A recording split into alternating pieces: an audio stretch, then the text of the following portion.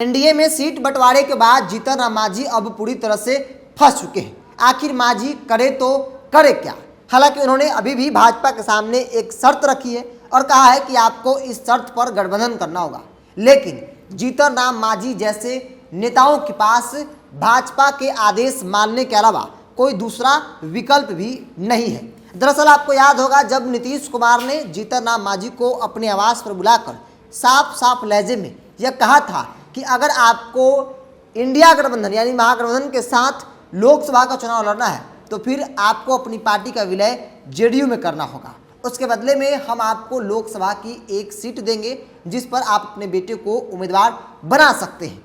जीतन राम मांझी ने इस शर्त को अस्वीकार कर दिया और उन्होंने फैसला लिया कि वो भाजपा के साथ जाएंगे, एनडीए में वापसी करेंगे। और उन्होंने बखूबी एनडीए में वापसी की। दोनों हाथ फैलाकर फूल माले के साथ भारतीय जनता पार्टी ने जीतन राम मांझी का स्वागत किया। लेकिन उसके कुछ दिन बाद ही जीतन राम मांझी के सामने वही शर्त फिर से भाजपा रखी जिस शर्त को नीतीश कुमार ने रखा था, यानी पार्टी विलय करने का। क्योंकि जो डर नीतीश कुमार को है जीतन राम मांझी को लेकर, वही डर भारतीय जनता पार्टी को भी लग रहा है। भारतीय जनता पार्टी को भी ऐसा लग रहा है कि आज के राजनीतिक परिदृश्य में एक भी सीट पर रिस्क नहीं लिया सकता है। अगर कल होकर जीतन राम मांझी एनडीए गठबंधन के साथ चुनाव लड़ते हैं और फिर वो पलट जाते हैं तो फिर इसका नुकसान भारतीय जनता पार्टी को उठाना पड़ेगा। उस वक्त जब भारतीय जनता पार्टी ऑलरेडी नुकसान में चल रही हो। तो इसलिए एक कहावत कहा जाता है कि दूध का जला छाछ भी फूक फूक कर पिए। तो ऐसे में भारतीय जनता पार्टी भी कुछ इसी तरीके से अपनी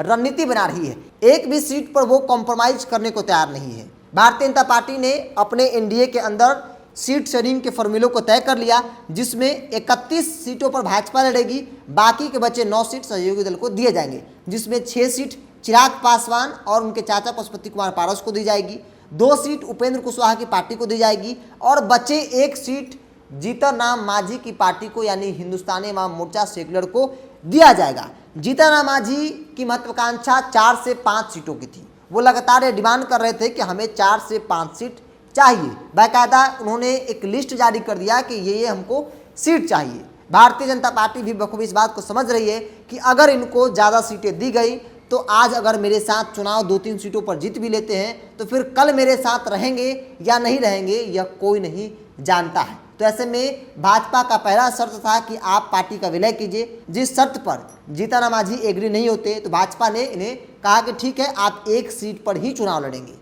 अब ऐसे में जीतन राम मांझी के पास कोई दूसरा विकल्प नहीं है। नाराजगी तो है, लेकिन उस नाराजगी में कोई विकल्प दिख नहीं रहा है, क्योंकि ऑलरेडी महागठबंधन और इंडिया के रास्ते जीतन राम मांझी के लिए बंद हो चुके हैं। ऐसे में भारतीय जनता पार्टी के आदेशों को पालन करना जीतन राम मांझी की मजबूरी हो गई है। जीतन राम मांझी जिस वक्त एनडीए में शामिल हुए उस वक्त खूब चर्चा हुई और जीतन राम मांझी भी हर सभा में कहते थे कि भाई हम ये सीटों पर हम चुनाव लड़ेंगे, जिसमें गया था, जिसमें जहानाबाद की सीट थी।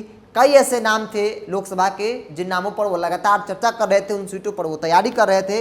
लेकिन जो सपना था जीतन राम मांझी का, उसे चकनाचूर भारतीय जनता पार्टी ने कर दिया। चूंकि जीतन राम मांझी की राजनीतिक पृष्ठभूमि पर नजर डालेंगे तो शायद ही कोई पार्टी होगी जिस पार्टी में जीतन राम मांझी नहीं रहे होंगे। यानी कि इतना बार पलटी मारा है उतना तो नीतीश कुमार ने भी नहीं मारा होगा। ये स्थिति उनकी राजनीति में है। वो अपनी सत्ता और कुर्सी बचाने के लिए गठबंधन बदलते रहते हैं। इससे पहले वो महागठबंधन में थे, लेकिन विधानसभा चुनाव के वक्त वो नीतीश कुमार के साथ चले आए और जैसे ही लोकसभा का चुनाव आया फिर वो भारतीय जनता पार्टी के साथ चले गए।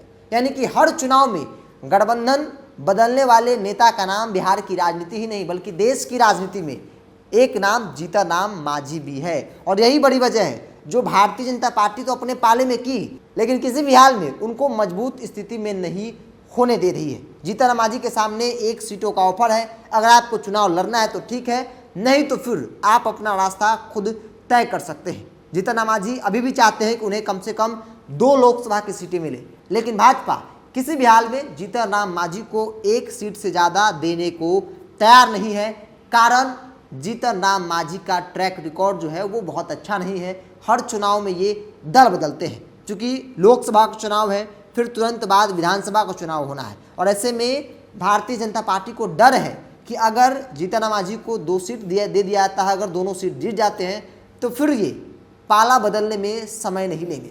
बहरहाल इस विषय को लेकर आपके मन में क्या ख्याल है, अपनी राय कमेंट्स बॉक्स में रखिए। अगर आप मेरे चैनल को यूट्यूब पर देख रहे हैं तो सब्सक्राइब कर लीजिए, फेसबुक पर देख रहे हैं तो पेज को लाइक और फॉलो कर लीजिए।